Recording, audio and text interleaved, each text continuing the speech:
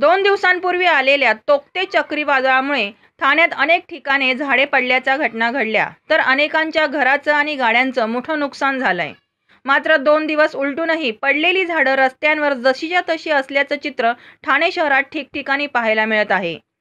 तर ज्या नागरिकांच्या घरांवर झाडं पडली आहेत त्यांनी पालिका प्रशासनाला तक्रार करूनही पालिका प्रशासनाने या पडलेल्या झाडांची विल्हेवाट लावलेली नाही, त्यामुळे ठाणेकरांमध्ये संताप व्यक्त केला जातोय।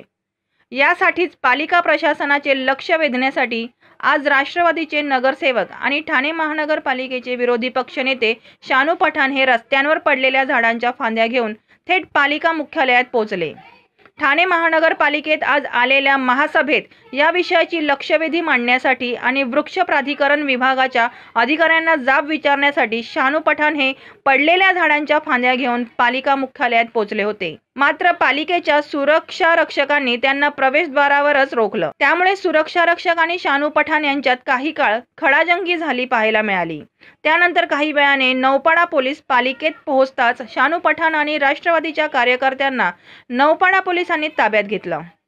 मात्र हे आंदोलन इथेच थांबणार नाही, तर जोपर्यंत पडलेल्या झाडांची विल्हेवाट पालिका प्रशासन आणि संबंधित विभाग लावत नाही तोपर्यंत आंदोलन सुरूच राहणार असल्याचे यावेळी शानू पठाण यांनी सांगितले आहे। मजबूरी में ये फांदी मुझे लेके आना पड़ी है, नहीं तो आज सभागृह के अंदर लक्ष्यवेधी थी, माननीय गट नेता जी ने और मैंने लक्ष्यवेधी लिया हूँ, उसमें मैं ये सब बातें बोलने वाला था। लेकिन 3 दिन हो गए थानेकर के कई इलाकों में, कलवा, मुमरा, दीवा और थाना, ऐसे कई इलाकों में झाड़ गिरे थे, लेकिन आज तक कई इलाकों के झाड़ उठाए नहीं गए और थाने के नागरिक अलग अलग जगह पे आंदोलन कर रहे।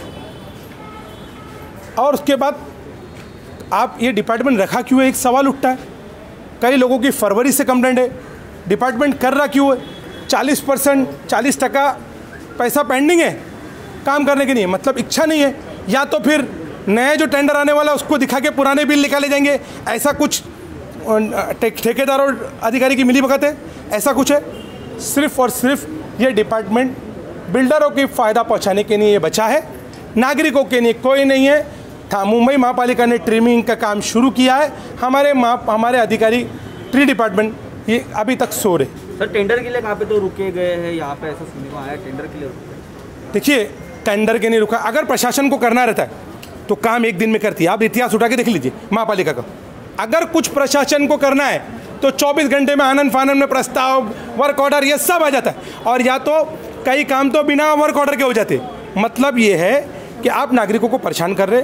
कई बिल्डरों के, कई कंपनियों के 5-5 हज़ार झाड़ को काटे गए, लेकिन कागज़ पे 1036 झाड़ दिखाए गए, और उस पर 22 करोड़ की पेनल्टी है। एक रिपोर्ट है जियोटेक करके, सब उसको कंप्यूटर में रिपोर्ट है, अपडेट किया है, लेकिन कुछ अधिकारियों के सर्टिफिकेट के 1000 झाड़ का परमिट दिखाए गए कि काटे गए।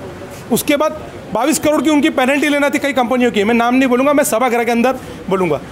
तो उन कंपनियों के, उन बिल्डरों से पैसा 22 करोड़ रुपये क्यों नहीं लिया जा रहा? क्या महापालिका आज की डेट, महापालिका की परिस्थिति ऐसी है, पगार के नहीं पैसा नहीं, लो उनसे 22 करोड़ पेनल्टी, महापालिका के काम आएगा। और उनके एवज में जो झाड़ लगाना था क्या आपने लगाए? ऐसे कई प्रश्न उपस्थित है। जितने सदस्य उनको कई महीने बोलने नहीं दिया जाता है, ऐसे सदस्यों की तकरार है।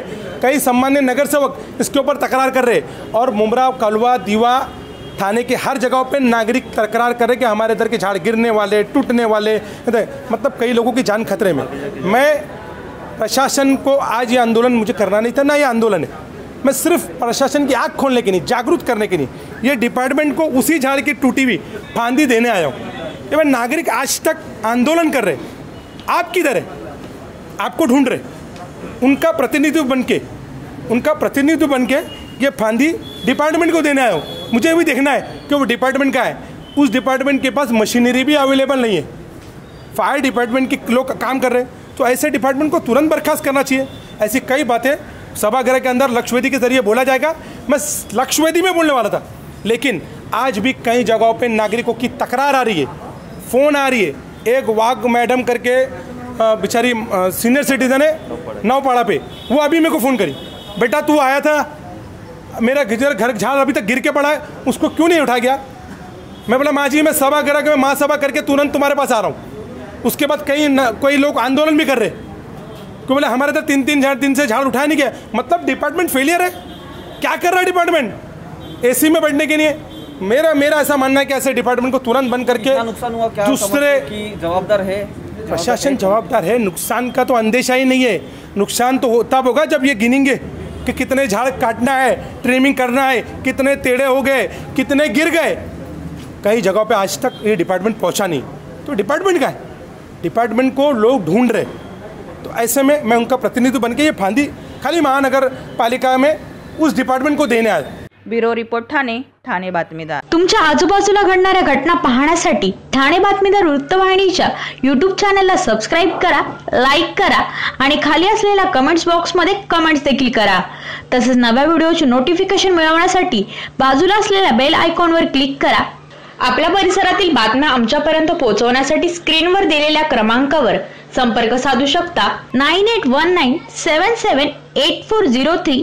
त्याचप्रमाणे अधिक माहितीसाठी स्क्रीनवर दिलेला ठाणे बातमीदार वृत्तवाहिनीच्या ईमेल आयडी वर देखील आपल्याला संपर्क करता येईल।